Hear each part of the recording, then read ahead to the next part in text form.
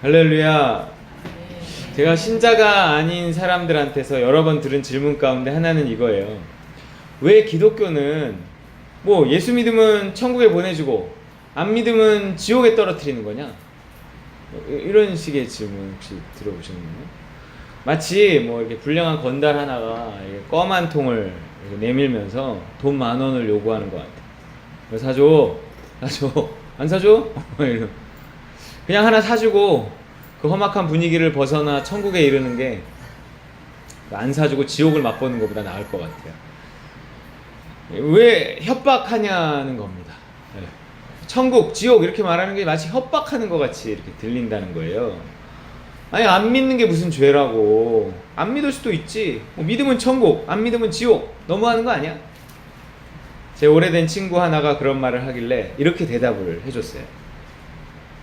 어떤 의사가 암에 걸려 찾아온 환자에게 이렇게 말했다고 생각해보자. 당신은 수술을 받으면 살고 받지 않으면 죽습니다. 너의 말은 그 의사의 말에 대해서 이렇게 반발하는 것과 같다. 아니 당신이 뭔데 나더러 죽는다 그래? 협박하는 거야? 이렇게 말하는 거하고 같다는 거예요. 의사의 말은 뭐예요? 죽는다고 한 거지 죽인다고 하는 게 아니었어요. 협박이 아니란 말이에요. 이미 죄로 타락해버린 모든 인간의 상태가 암에 걸린 환자와 같은 상태입니다. 그 환자 살려보겠다고 자기 아들을 죽여가면서까지 신약을 만들었어. 구약 신약 말고 신약이죠.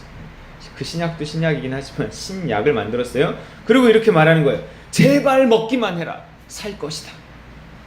안 먹으면 한 달 이상 살지 못해. 죽어.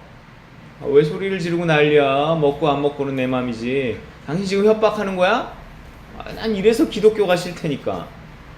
이런 식의 말하고 똑같다는 거예요. 우리가 예수천당 불신지옥 이랬을 때 그들이 그걸 기분 나빠하는 건 마치 이런 식의 기분 나쁜 거하고 똑같다는 거예요. 여러분 심판은 있습니다. 읽어볼까요? 시작. 심판 때에 두로와 시돈이 너희보다 견디기 쉬우리라.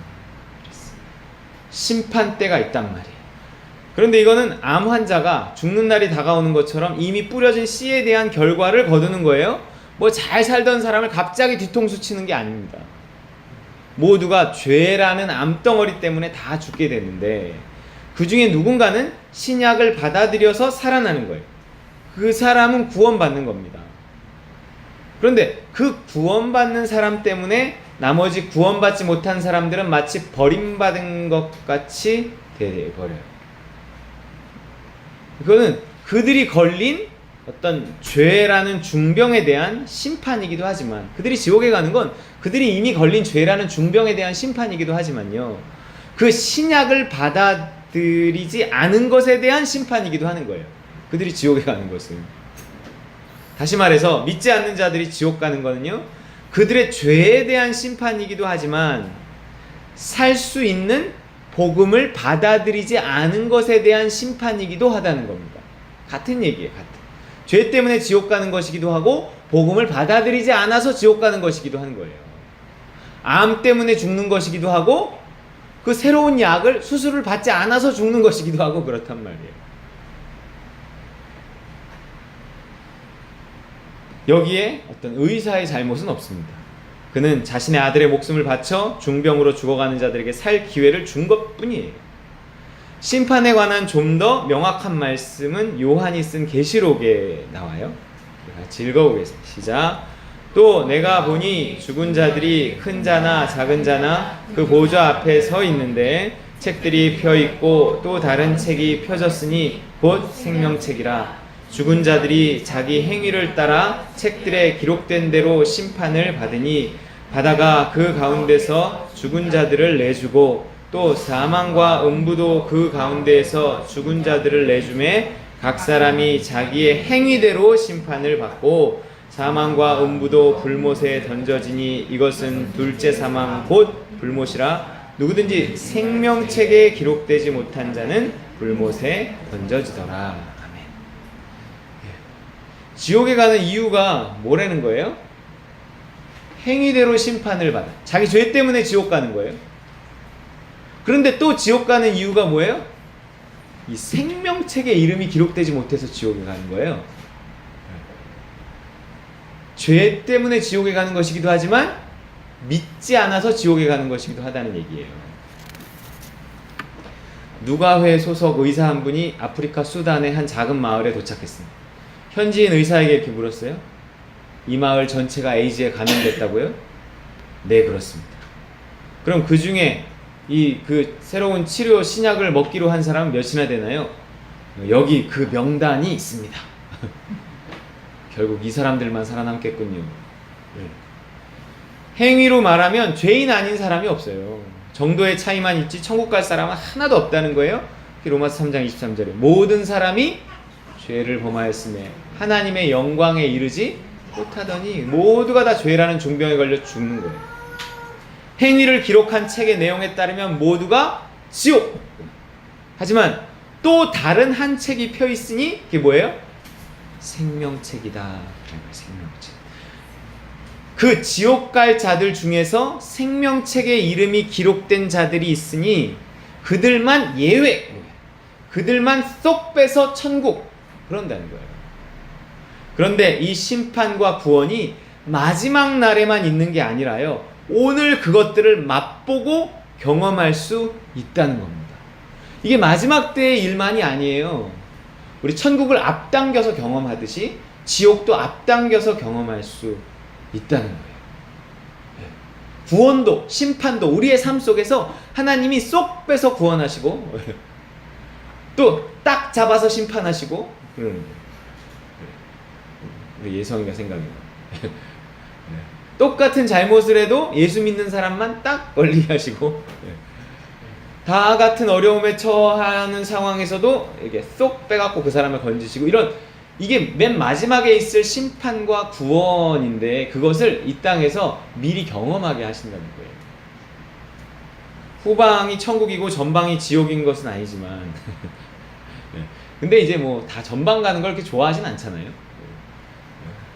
우리 아버지가 예전에 군 생활을 하셨는데 이제 훈련소 끝나고 이렇게 이제 입영열차 타기 전에 전화를 한 번씩 하게 해줘서 아버지한테 전화를 했더니 너는 전방에 갈 수밖에 없는 보직이라는 거예요.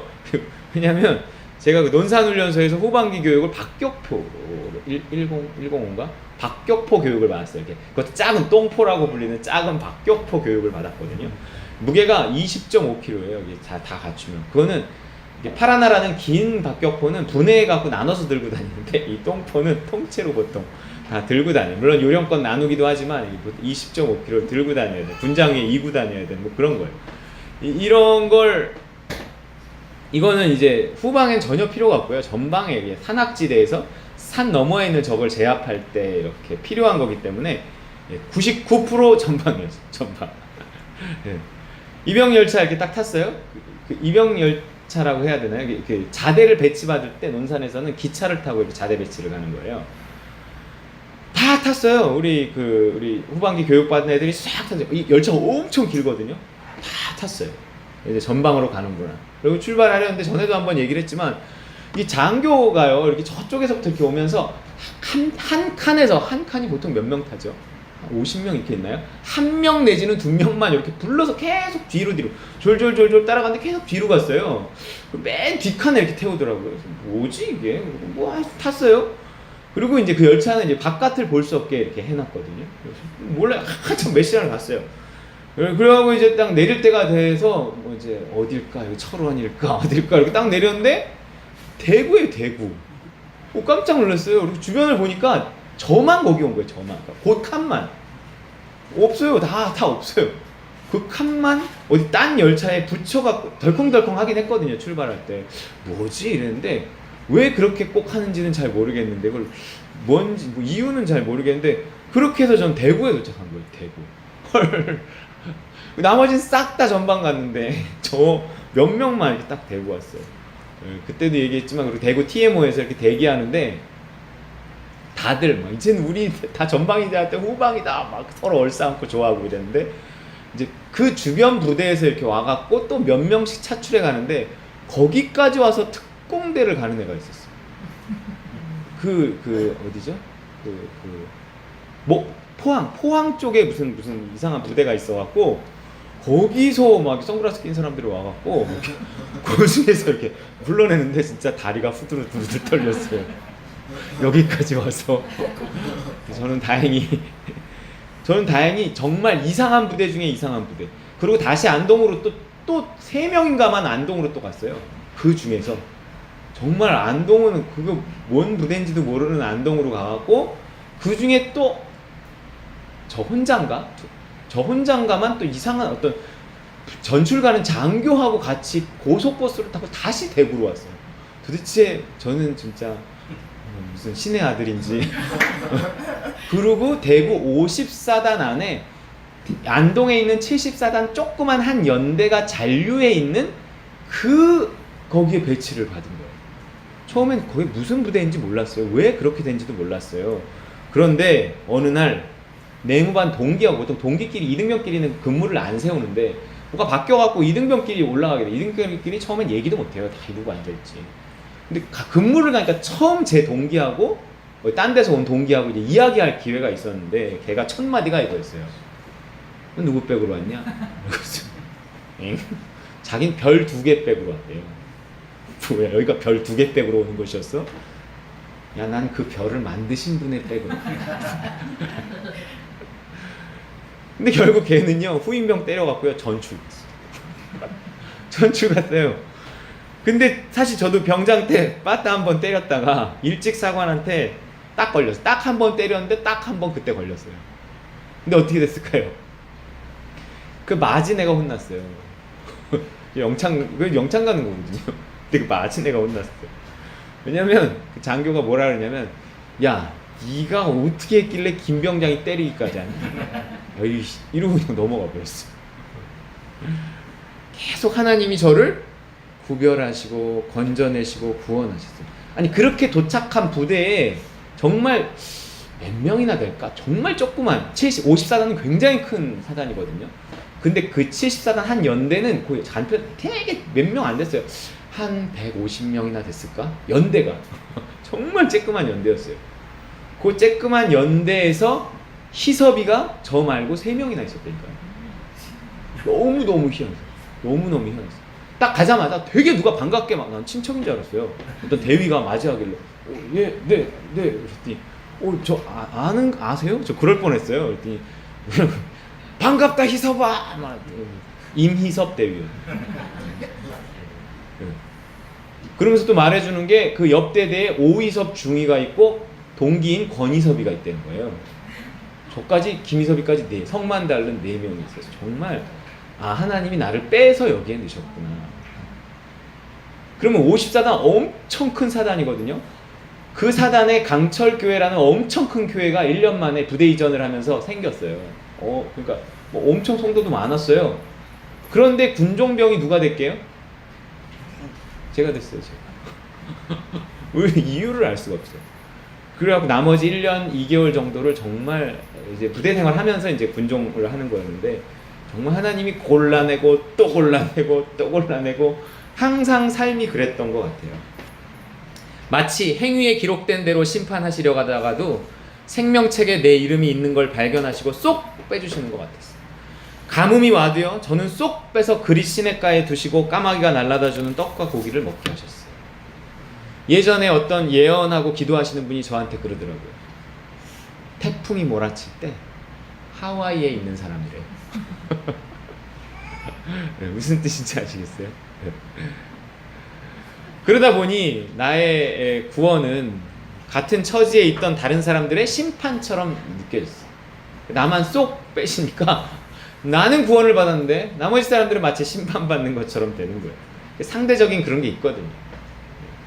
미안하기도 하지만 어쨌든 항상 그렇게 살아왔던 것 같아요. 지금 이곳도 어쩌면 그렇게 해서 도착한 그릿 시냇가 같은 곳입니다. 사람들은 내가 다 개척한다 그러니까 맨 땅에 헤딩, 넌 이제 큰일 났다, 다 그랬어. 큰일 났다고 말하던 사람들은 지금 다 힘들게 있어도 저는 여기서 너무 잘 지내고 있습니다. 평상시에 잘 모르다가도 지금은 그냥 다 같은 처지인 것 같아도요, 어느 날 심판이 온다는 거예요. 어느 날 어려움이 찾아와요. 쥐 얘기가 있어요. 쥐 얘기. 항상 치즈가 그곳에 있어서 늘 습관처럼 거기 가서 먹은 지가 수년째란 말이에요. 항상 그 창고 고기에는 치즈가 있었어요. 그러니까 늘 걱정이 없었어요. 그런데 어느 날 그 치즈가 사라진 거예요. 내가 몇 년을 먹었는데 사라진 거예요. 너무 당황스럽죠. 누가 내 치즈를 옮겼는가 하는 책의 내용이에요. 그때 평상시 대비해 놓은 쥐는 살고요. 그렇지 못한 쥐는 혹독한 대가를 치른다는 거예요. 어느 날 심판이 다가올 때 누군가는 구원을 받지만 누군가는 심판을 받습니다. 나이가 들면서 잘 사는 줄로만 알았던 사람들이 나이가 드니까 나이가 들면 이제 점점 안정적이 되고 잘 살게 될 거라고만 막연히 생각했는데 나이가 조금씩 들면서 주위를 둘러보니 그게 아니라는 걸 알았어요. 여러분 그게 아니더라고요. 이 젊음이 지나면 젊었을 때는 젊으니까 힘들지만 젊음이 지나고 이제 점점 나이가 들고 중년이 되면 안정이 되겠지. 근데 그렇지 않아요. 생각같이 삶은 그렇지 않더라고요. 뭐 이런 일도 막 있다 그러고 저런 일도 있다 그러고 그런 얘기를 자꾸 들으면 되게 마음이 착잡합니다. 다 잘 살아주면 좋은데 그러지 못하더라는 거예요. 인생이라는 지뢰밭에 너무 많은 위험들이 묻혀 있습니다. 점점 좋아지고 점점 잘 살게 된다는 게 절대 쉬운 게 아니에요. 노력만으로도 안 되고요. 노력만으로도 안 됩니다. 뭐 좋은 머리, 가진 돈 그것만으로 인생이 승부가 나지 않더라고요. 우리 삶 구석구석에서 인생의 순간순간마다 구원을 받아야 돼요. 하나님이 이렇게 싹 구별해 내시고 싹 건져주시는 그 은혜가 있어야 됩니다. 심판을 피해야 돼요. 지금 잘 산다고 계속 잘 사는 것도 아니고요. 지금 문제가 없다고 다가올 심판을 피할 수 있는 것도 아닙니다. 반대로 지금 못 산다고 계속 못 사는 것도 아니고요. 지금 문제가 있다고 계속 문제가 있는 것도 아니라는 거예요. 뭔가 정말 어려서 젊어서 힘들었는데 어떤 순간 조금씩 어떤 계기로 풀리기 시작하면 몇 년 만에 이렇게 만났는데 그때부터 이게 조금 풀리기 시작했어요. 몇 년 만에 만났는데 이미 안정이 돼 있대요. 그런 사람들도 있어요. 너무 감사하고 너무 좋고 그래요. 그런 사람들. 역전이에요. 역전. 심판받는 사람 되지 말고 구원받는 사람 되시기 바랍니다. 네. 근데 그 구원이 그의 신앙이 자라면서 이렇게 진행되는 거 그런 거 보면 되게 정말 마음이 좋아요. 그렇다면 구원의 비결은 뭘까요? 구원의 비결은 뭘까요? 사무엘하 3장 1절의 시작. 사울의 집과 다윗의 집 사이에 전쟁이 오래매 다윗은 점점 강하여 가고 사울의 집은 점점 약하여 간다. 삶은 전쟁이거든요. 이 말씀이 어느 날 봤는데 계속 이 말씀이 그래서 자주 인용하는 말씀 중에 하나가 돼버렸어요. 점점 삶은 전쟁이에요. 이 긴 전쟁에서 살아남을 방법. 지금 잠깐 잘 된다고 잘 되는 게 아니라 삶이란 인생이 길어요 생각보다. 근데 그 긴 전쟁이에요. 그 전쟁에서 살아남을 방법. 살아남는 것을 넘어서 승리해서 땅과 전리품을 차지할 방법은 무엇일까요? 점점 약해져가는 사람들 틈바구니 속에서 점점 강해질 수 있는 비결이 뭐냐는 거예요. 그런 사람들이 있다니까요. 다윗 같은 사람들이 있어요. 점점 잘 되는 사람들.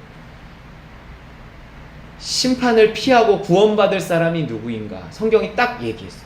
이 사람은 심판에 이르지 않고 구원에 이른다. 이렇게 말한 사람이 있어요. 요한복음 5장 24절 예수님 말씀. 시작. 내가 진실로 너희에게 이르노니 내 말을 듣고 또 나 보내신 이를 믿는 자는 영생을 얻었고 심판에 이르지 아니하나니 사망에서 생명으로 옮겼느니라. 예수님 말씀. 점점 잘 되는 비결이 뭔지 아느냐? 혹은 점점 안 되는 비결은 뭔지 아느냐? 단순해요. 구원은 믿음으로 받는 거거든요. 구원은 믿음을 따른 결과란 말이에요. 다윗이 자기의 경험을 그 시에 이렇게 녹여내잖아요. 여호와는 나의 목자시니 그래서 내가 부족함이 없으리라. 여호와가 나의 목자가 될 때 우리는 양이 돼서 목자의 음성을 들을 때 그 음성을 따르고 따른 결과가 푸른 초장 쉴만한 물가라는 거예요. 심판을 피하고 하나님 나라의 아버지의 집에 이르는 거라는 거예요. 점점 구원에 가까워지는 거죠. 오늘 본문도 명확합니다. 심판과 구원을요 마치 흙과 백처럼 대조시키고 있어요. 구원이 있는 곳에 심판도 따를 거라는 걸 말하고 싶은 겁니다. 모두가 살게 된 그 좋은 날에도 죽는 사람이 있었어요. 모두가 즐거운 그 날에도 곡소리 나는 집안이 있었다니까요. 어디에 가면 나만 웃고 있는 그런 데도 있고요. 어디에 가면 그 사람만 찌푸리고 있는 그런 데도 있어요. 그 심판과 구원을 가르는 게 뭐냐는 거죠. 하나님은 그걸 말씀하고 싶으십니다. 읽어보겠습니다. 오늘 본문 1절 2절 시작. 엘리사가 이르되 여호와의 말씀을 들을지어다. 여호와께서 이르시되 내일 이맘때에 사마리아 성문에서 고운 밀가루 한 스아를 한 세겔로 매매하고 보리 두 스아를 한 세겔로 매매하리라 하셨느니라. 그때의 왕이 그의 손에 의지하는 자 곧 한 장관이 하나님의 사람에게 대답하여 이르되 여호와께서 하늘에 창을 내신들 어찌 이런 일이 있으리요 하더라. 엘리사가 이르되 내가 내 눈으로 보리라. 그러나 그것을 먹지는 못하리라 하니라. 하나님의 말씀이 임하고 항상 하나님의 말씀은 희망적이거든요. 그 말씀을 믿는 사람은 두려워하지도 않고 걱정하지도 않고 어떤 현실의 아픔에서 넘어설 수 있는 힘을 그 말씀에서 얻을 수 있습니다. 근데 그 말을 듣고도 믿지 못하면 그 말이 내 말이 되지 못해요. 그러면 누군가 그 말씀을 듣고 은혜를 받고 기쁨을 얻고 자유를 얻고 회복될 때 그 사람은 여전히 그 자리에 있는 거예요. 이 구원받은 사람에 비해서 심판받는 사람이 돼버리는 거예요. 자기도 모른 채. 지금 이 장관은 말씀이 임했는데 믿지를 못했어요. 사실 현실적이지 않잖아요. 지금 얼마나 다 죽게 생겼는데 하늘에 창을 내신지 그런 일이 있겠어? 이 사람은 고현희 교수님 말씀대로 정말 장관의 자리에서 뭔가 한마디 해야 되니까 그런 말을 아마 했을 것 같아요. 근데 또 장관이잖아요. 머리 좋은 사람이 머리 좋은 사람. 항상 그 좋은 머리로 계산을 하며 살았어요. 그 좋은 머리로 그 자리까지 올랐어요. 그러니까 믿음이 필요한 순간에도 자신의 계산을 넘어서질 못하는 겁니다. 머리로 살아왔던 삶에 대해 심판이 임하는 순간이에요. 여러분 평상시엔 잘 몰라요. 내 머리가 날 이만큼 살게 했으니까. 남부럽지 않게 살고 있으니까. 하지만 어느 날 심판의 순간이 오는데 그때 믿음이 없으면 삶은 그때부터 이렇게 기울기 시작한다는 거예요. 잘 되는 줄 알다가도 잘 나가는 것 같다가도 평생 잘 될 것 같다가도요. 그것이 결국 나를 의지하고 내 머리를 의지하고 내 힘을 의지해서 이때까지 온 것이면 어느 날 결정적인 순간에 하나님이 믿음을 요구하실 때 그 믿음을 내어놓지 못하면 그때부터 이렇게 기울기 시작합니다. 믿음으로 선택하지 않은 어떤 일 때문에 결국 인생이 망가지고 삶은 불행으로 치닫는 겁니다.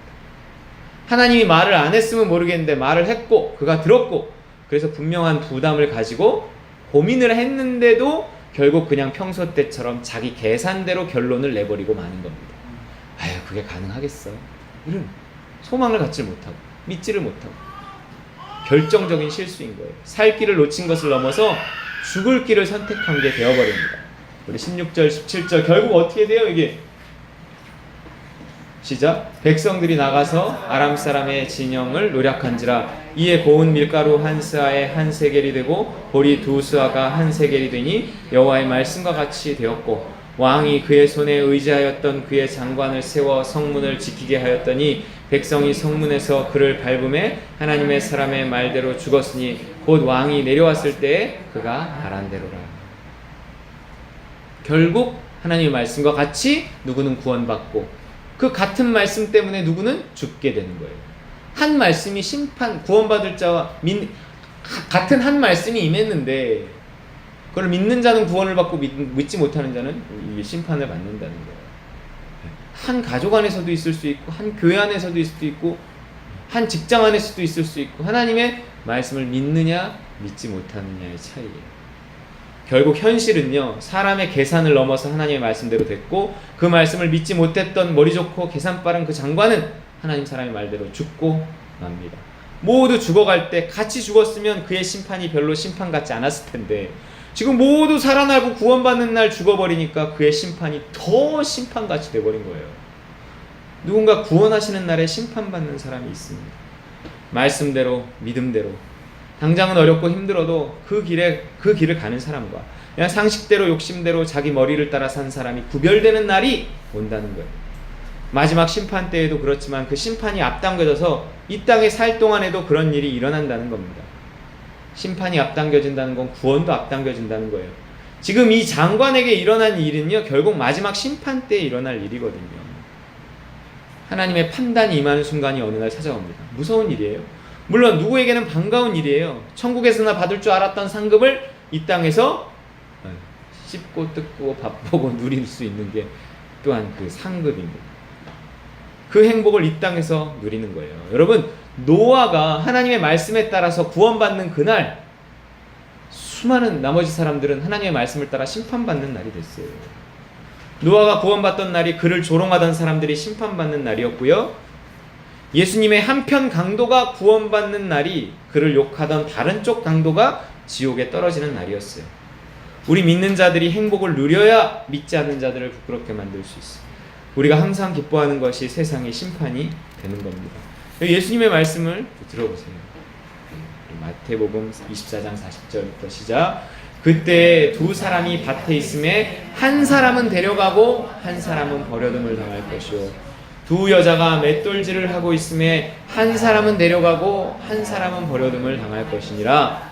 그러므로 깨어 있으라. 어느 날에 주가 임할는지 너희가 알지 못합니다. 한 사람이 구원받았을 뿐인데 남아있는 사람은 구원받지 못한 그 자체가 심판이 됩니다. 보색 대비라고 하잖아요. 서로 반대되는 색을 대비해 놓을 때 서로의 색이 더 뚜렷이 보이는 겁니다. 심판과 구원을 붙여 놓아서 상대적으로 심판은 더 심판이 되고 구원은 더 구원받아 보이게 하는 거예요. 이 장관의 이야기가 왜 여기에 갑자기 생뚱맞게 끼어드냐는 거예요. 구원을 더 구원받아 보이게 하기 위해서 그래요. 그런데 또 뭐라 그래요? 42절에 어느 날에 너희 주가 임할는지 너희가 알. 이런 심판과 구원이 언제 일어날지 모른다는 거예요.